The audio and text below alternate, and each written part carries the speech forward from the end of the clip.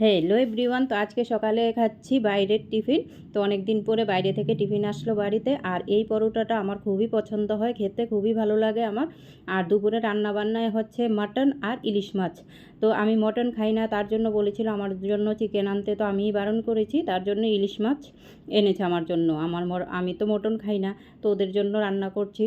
তো এখানে আমি মটনটা বসিয়ে দিয়েছি। যেহেতু আমি মটন খাই না, তার জন্য আমি আজকে ইলিশ মাছ ভাজি খাবো। আর আমার ইলিশ মাছ ভাজি হলে আর কিছু লাগে না, ওদের জন্য মাটন আর ইলিশ মাছ ভাজি, আমি খালি ইলিশ মাছ ভাজি আর গতকালকের সবজি ছিল ওইটা দিয়ে আমি খেয়ে ফেলবো। তো আমি মটন তেমন ভালোভাবে রান্না করতে পারি না, কারণ আমাদের বাড়িতে একদমই কম, মানে আমি খাই না বলে। তো বাড়ির সবাই খায়, শুধু আমি খাই না।